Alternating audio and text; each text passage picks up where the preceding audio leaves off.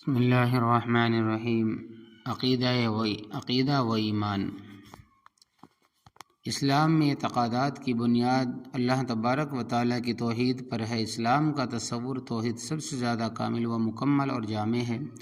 خدا اپنی ذات کے اعتبار سے بھی ایک ہے، اپنی صفات و اختیارات کے اعتبار سے بھی یکتا ہے، اور اپنی مخصوص حقوق عبادت، دعا، سجدہ، نظر و قربانی وغیرہ میں بھی کوئی اس کا شریک و سہیم نہیں۔ اس نے صرف کائنات کو وجود ہی نہیں بخشا، بلکہ کائنات کا تمام نظام ہر لمحہ ہر آن اس کے حکم کی پابندی میں مصروف ہے۔ وہ رب ہے، وہ تمام معاملات کو براہ راست دیکھتا اور سنتا ہے۔ اس کی بادشاہت وزیروں کی محتاج نہیں، اور اس تک رسائی کے لیے واسطوں کی ضرورت نہیں۔ خدا کو سب سے زیادہ جو چیز ناپسند ہے وہ اس کی ذات کے ساتھ کسی اور کو شریک ٹھہرانا ہے۔ غیرت مند شوہر کو اپنی ہرجائی بیوی پر جو غیرت آ سکتی تھی، خدا کی آتش غضب بندوں کے مشرکانہ اعمال و افعال پر اس سے زیادہ بھڑکتی ہے۔ اسلام کا یہ تصور توحید انسانی مساوات و برابری کے تصور کو اجاگر کرتا ہے، انسان کو نا امیدی سے بچاتا ہے اور خدا کی رحمانیت کی آس دلاتا ہے۔ اس کی جبر و قہر کی صفت انسان کو جرائم سے باز رکھتی ہے، خدا تک بلا واسطہ رسائی، اور خدا سے نسبت بندگی عظمت انسانی میں اضافہ کرتی ہے۔ واقعہ یہ ہے کہ اسلام کا تصور توحید ایک انقلابی تصور ہے جس کا فکر و خیال اور قول و عمل سے گہرا رشتہ ہے۔ شریعت میں جتنے اعمال ہیں، غور کیا جائے تو وہ سب اسی عقیدے کی بازگشت اور اسی کے اقرار و اعتراف کی تجدید سے عبارت ہے۔ نماز خدا کی کبریائی سے شروع ہوتی ہے اور اسی کی توحید کی شہادت پر ختم ہوتی ہے۔ روزہ اسی کے حکم کی تعمیل ہے، اور بندہ جب اسے مکمل کرتا ہے تو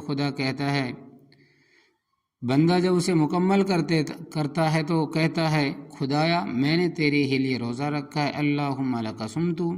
زکوٰۃ مال پر خدا کی سلطانی کا اعتراف ہے، حج خانہ خدا کی زیارت ہے، قربانی خدا کے لیے جان دینے کا عہد ہے، نکاح سے پہلے خطبہ اس بات کا اظہار ہے کہ حلال و حرام کی کلید خدا ہی کے ہاتھوں ہے، اور اسی کے حکم سے یہ دو مرد و زن ایک دوسرے کے لیے حلال ہوتے ہوئے ہیں۔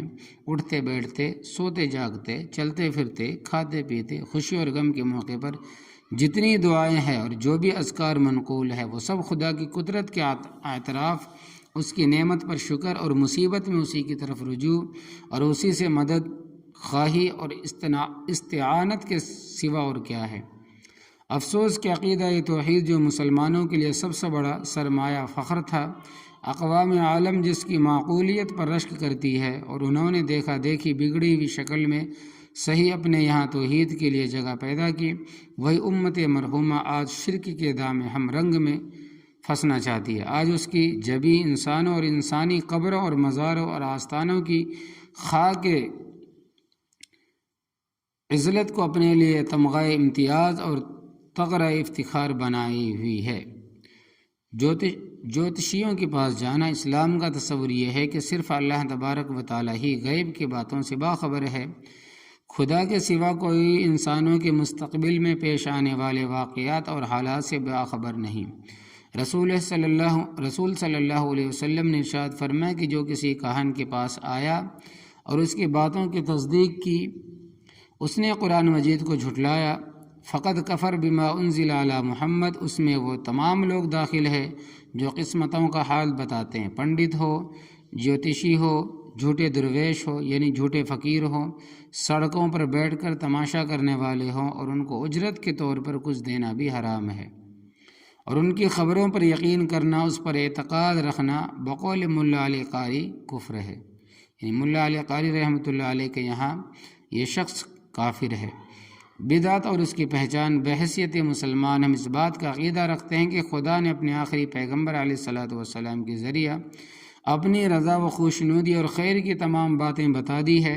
آپ صلی اللہ علیہ وسلم نے جو کچھ بتایا وہ خیر ہے، اور جو کچھ خیر کی باتیں تھیں اس کو آپ صلی اللہ علیہ وسلم نے صراحتاً یا اصولاً واضح فرما دیا۔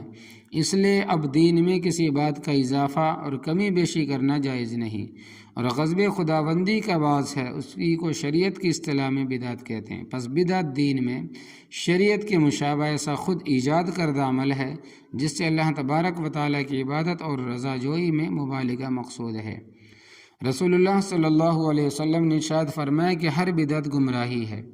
ایک روایت میں ہے کہ جو شخص کی بدعت کو جنم دے یا بدعتی کو پناہ دے اس پر خدا، ملائکہ اور تمام انسانیت کی لعنت ہو۔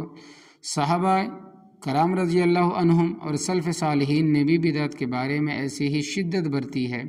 صوفیہ جن کے نام پر بدعت کی جاتی ہے بدعت کے سخت مخالف تھے اور اس کی مذمت کیا کرتے تھے۔